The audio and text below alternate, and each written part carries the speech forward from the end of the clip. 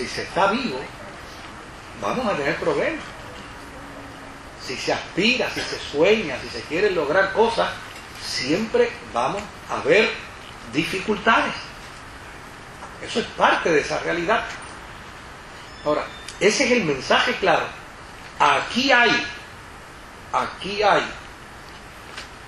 unos ramilletes de uvas que son increíbles, de grandes. Un hombre solo no puede con ellos. Pues ¿cuál es el mensaje? El mensaje es lo que Dios nos ha ofrecido. Es lo mejor. Pero sin embargo, los otros se detenían en que son gigantes. El conflicto de lo que es los sentidos naturales versus el sentido de la fe. Es el conflicto nuestro. Ahí es donde vivimos. Y en eso es que interactuamos. Luego de esto viene la rebelión del pueblo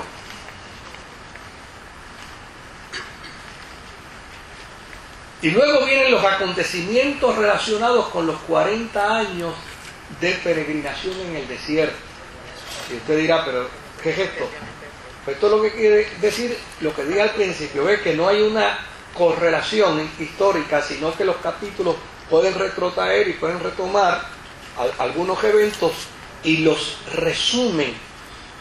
Es como decir, mira, todo esto fue precisamente el resultado de estar deambulando por el desierto 40 años. Y vuelven y retoman la historia de la peregrinación en el desierto. Luego se toma la historia del regreso a Cádiz y vuelve y se toma de nuevo la historia del desánimo de Aarón y de Moisés.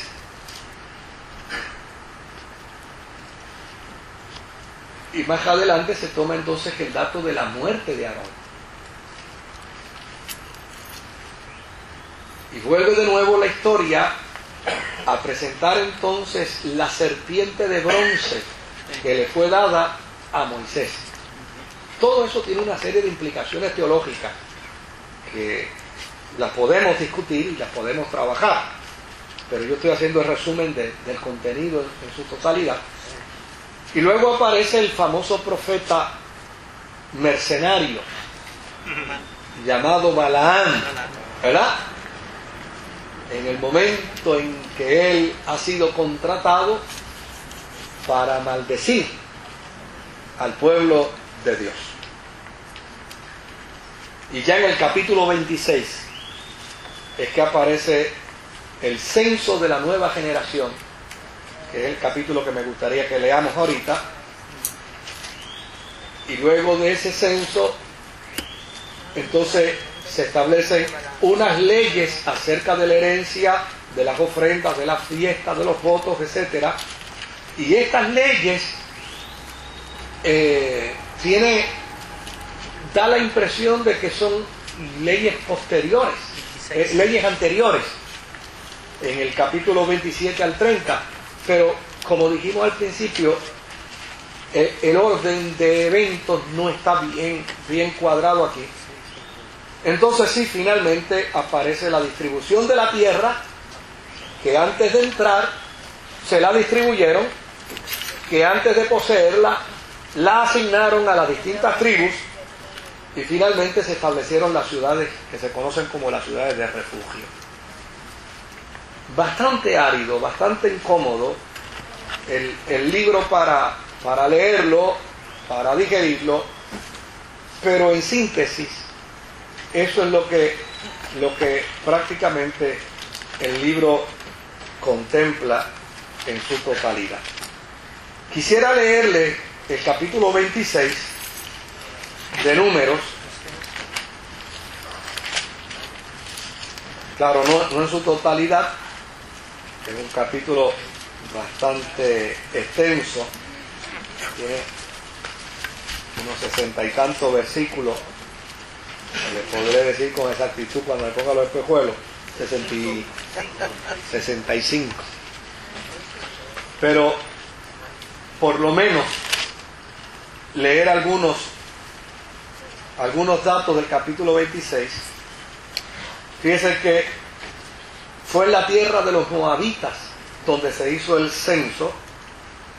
Dice, aconteció después de la mortandad que Jehová habló a Moisés y a Eleazar, hijo del sacerdote Aarón, diciendo, tomad el censo de toda la congregación de los hijos de Israel, de 20 años hacia arriba, por las casas de sus padres, todos los que pueden salir a la guerra en Israel.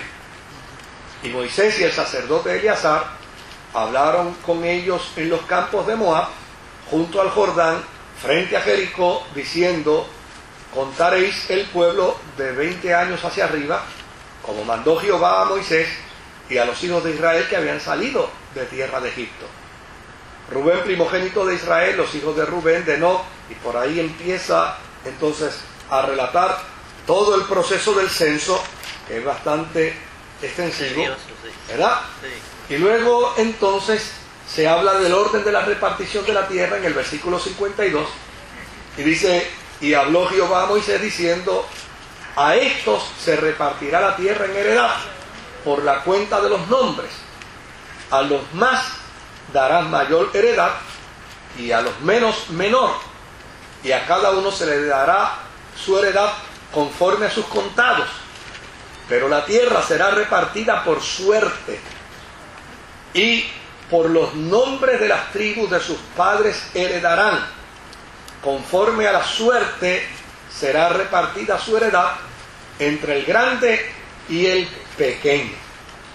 Y esto de suerte lo que quiere decir es que se hace a base de un proceso de elección entre el grupo, ¿no?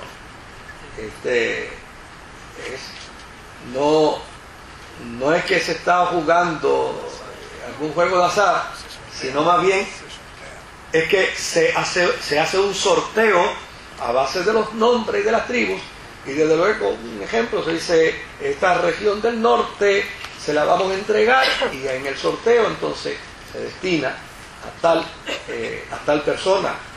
Es de la forma como se hacía ese tipo de sorteo. Luego aparece el censo de la tribu de Leví, que es separado, porque obviamente esta tribu de los levitas no va a la guerra. Entonces, la forma en que se maneja el censo es totalmente distinto, porque no fueron contados entre los hijos de Israel, por cuanto no les había de ser dada heredad entre los hijos de Israel.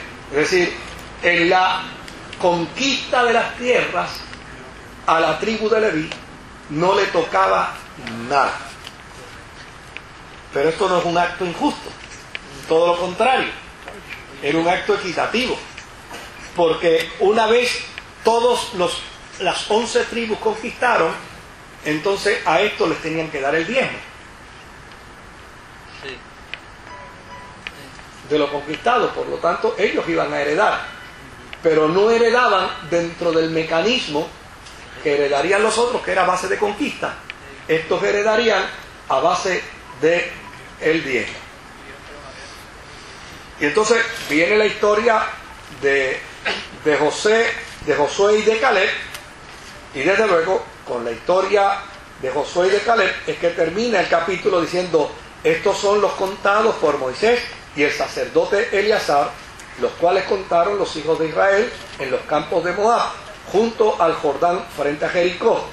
Y entre estos ninguno hubo de los contados por Moisés y el sacerdote Aarón, quienes contaron a los hijos de Israel en el desierto del Sinaí. Es decir, aquí no había ninguno de la primera generación. Se habían ido. Ya no existían. Porque Jehová había dicho de ellos, morirán en el desierto, y no quedó varón de ellos, sino solamente Caleb y Josué. Por eso el censo de los 20 hacia arriba. Exactamente. Exactamente. Así yo lo entendí cuando lo leí. Esa es la razón del censo de 20 hacia arriba. Es correcto. Porque obviamente... ¿A qué no lo contaron porque se iban a quedar? No. Ya sé, yo lo sabía. Ya esos no iban a... O sea que de 600.000 Ajá. que salieron... 605.000 más o menos. 600.000. Sí. Nada más sobrevivieron dos. Dos. José y Caleb.